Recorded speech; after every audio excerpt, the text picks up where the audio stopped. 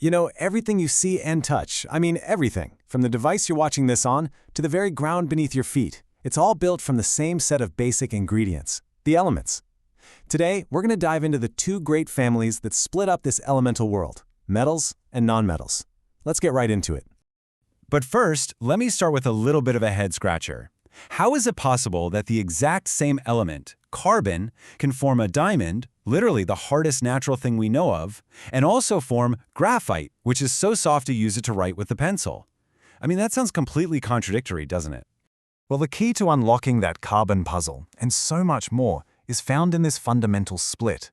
If we want to understand the world around us, we first have to get a handle on the unique chemistry of these two elemental tribes. So what really makes a metal, and what makes a nonmetal something totally different? It actually all boils down to a pretty classic checklist of physical properties, stuff you can literally see and feel. Just picture it, right? A shiny gold coin versus a dull piece of coal. The gold is lustrous, it has that classic shine. It's an amazing conductor of heat and electricity, and it's ductile, which is a fancy way of saying you can stretch it out into a super thin wire. Nonmetals, well, they're pretty much the polar opposite. They're usually dull, they're terrible conductors, and they're brittle. If you hit one, it's going to shatter, not bend. But, and this is where it gets really fun, nature just loves to break its own rules. Take mercury. It's a metal, no doubt, but it's a liquid at room temperature. And to solve our little puzzle from the beginning, graphite is a nonmetal, but guess what? It's a fantastic conductor of electricity. Honestly, it's these exceptions that make chemistry so cool. And the rule breaking doesn't stop there. Some metal oxides have what you could call a split personality. They're called amphoteric oxides. Aluminum oxide is the perfect example. It just can't seem to make up its mind if it wants to be an acid or a base, so it just reacts as both, depending on what you mix it with. It's kind of chemically ambidextrous. Okay, now that we've got the basics down, let's get into the action. When it comes to chemical reactions, not all metals are created equal, not even close. There's a very clear hierarchy, a sort of chemical pecking order that decides who gets to react with what. And believe me, this isn't just theory from a textbook. It has real and sometimes destructive consequences. Let's say you store a copper sulfate solution in a simple iron pot. You come back a few days later and you find that holes have literally formed in the pot. What in the world is going on? It's not magic. It's chemistry at work.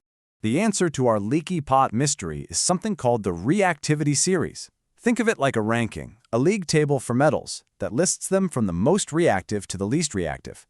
A metal that's higher up on this list can literally push or displace a metal lower on the list right out of a chemical compound.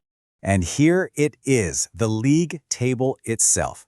Way up at the top, you've got the super reactive guys like potassium and sodium. These things will react like crazy with just plain water.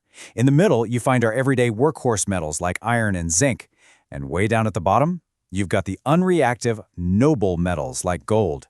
And its low reactivity is the exact reason you might find a solid gold nugget in a river, but you will never find a pure chunk of potassium just lying around. So let's apply this to our leaky pot problem. If you look back at that series, you'll see iron is more reactive than copper. This means that when the iron atoms in the pot come into contact with the copper solution, the iron basically muscles the copper out of the way and takes its place. This process literally eats away at the pot, and over time, all those tiny dissolved bits add up to create very real holes. Speaking of getting these metals in the first place, most of them don't just sit around in their pure form like gold does. Nope, they're locked up inside rocks, as ores. So how do we get them out? This next bit is the epic story of metallurgy, the journey from a raw rock to a shiny, useful piece of metal. Okay, here is the single most important rule in the whole game of getting metal from rock. It is way easier to break a metal away from oxygen than from other elements like carbon or sulfur. Because of this one little chemical fact, the first step in almost all metal extraction is exactly the same. No matter what kind of ore you start with, you have to turn it into a metal oxide first. To do this, chemists have two main recipes. If you have a sulfide ore, you use a process called roasting, which means you blast it with heat and air. If you have a carbonate ore, you use calcination, heating it up really hot, but without extra air. They're two different methods for sure, but they both accomplish that same critical goal, creating the metal oxide you need for the next step. So if we zoom out and look at the big picture, the entire process is basically a three-act play. Act 1, you concentrate the ore, which is just getting rid of all the useless rock. Act 2, you reduce the metal oxide to get your hands on the crude metal. And finally, Act 3, you refine it to get rid of any last impurities, leaving you with that pure, shiny element. But you know what? Sometimes pure metal isn't actually what we want. We've figured out how to improve on nature by mixing elements together to create brand new materials with way better properties. This brings us to the incredible world of alloys. So what exactly is an alloy? Well, the easiest way to think about it is like a metal cocktail. You take a main metal and you mix in other elements, could be other metals, could be nonmetals, to create a whole new material that's perfectly engineered for a specific job, whether that's being harder or lighter or rust-proof. Let's look at a couple of famous ones you've definitely encountered. There's solder, a mix of lead and tin. Its superpower, a really low melting point. This lets you melt it easily to join tiny electronic parts without frying them. And then you have stainless steel. By adding just a little bit of nickel and chromium to iron, you create a metal that simply won't rust. It's pure chemical engineering. And speaking of rust, for many metals, especially iron, there is this constant, unavoidable battle against nature. Nature's always trying to turn them back into their original oxidized state. We call this process corrosion. Now, this equation might look a little intimidating, but it's basically the battle plan for rust, and it shows us the enemy's two biggest weaknesses. For iron atoms to turn into rust, they have to react with both oxygen from the air and water. If you can take away just one of those two ingredients, the attack fizzles out. Rust just can't form. And knowing those weaknesses is exactly how we build our defenses. The simplest way is to just put up a physical barrier, right? A layer of paint or grease that keeps the air and water out.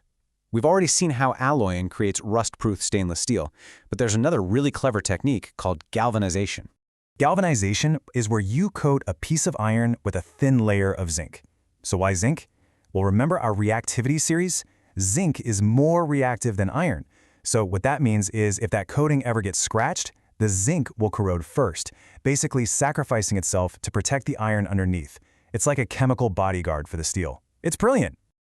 And that really brings our journey full circle. From the crazy intense heat of a thermite reaction that welds railway tracks together, to the super delicate solder connecting the circuits in your phone. The chemistry of metals and nonmetals is the invisible engine driving our modern world. It really makes you stop and think, with everything we know, what incredible new materials are we going to build next?